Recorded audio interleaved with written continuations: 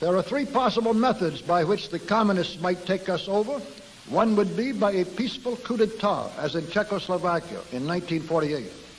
The second method would be by fomenting civil war in this country and aiding the communist side with military might. But there is a third method, which they are clearly relying on most heavily.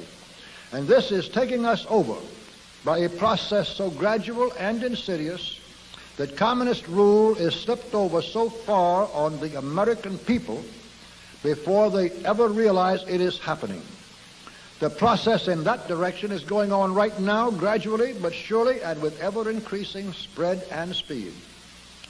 A part of that plan, of course, is to induce the gradual surrender of American sovereignty, piece by piece and step by step, to various international organizations, of which the United Nations is the outstanding but far from the only example.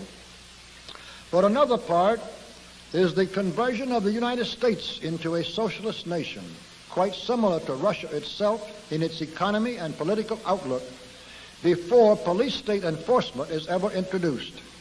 The best way to explain the aim here is simply to quote the directive under which some of the very largest American foundations have been secretly but visibly working for years.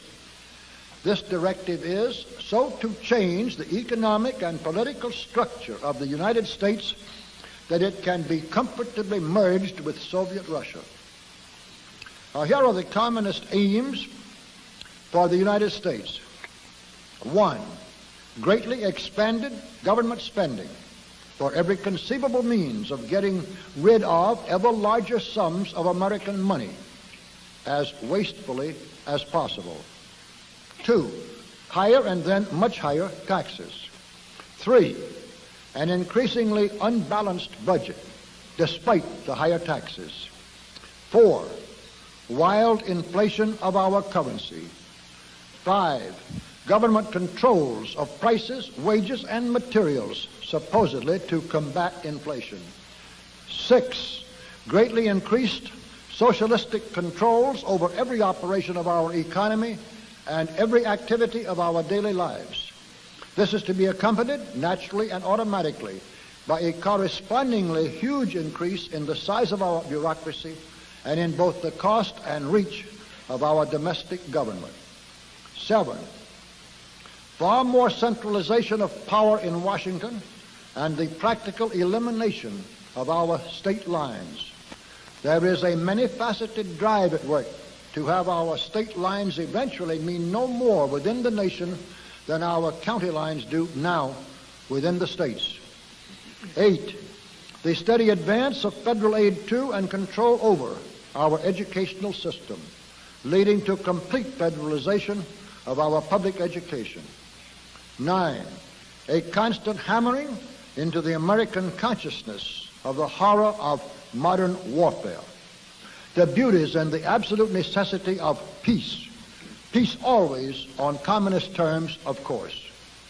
And 10, the consequent willingness of the American people to allow the steps of appeasement by our government which amount to a piecemeal surrender of the rest of the free world and of the United States itself. In summary, gentlemen, we are losing, rapidly losing, a Cold War in which our freedom, our country, and our very existence are at stake. And while we don't seem to know we are losing this war, you can be sure the communists do. There is just one thing, only one thing in the whole world which the communists fear today. It is that despite their tremendous influence in our government and over all of our means of mass communication, the American people will wake up too soon to what has really been happening and what is now happening right under their very noses.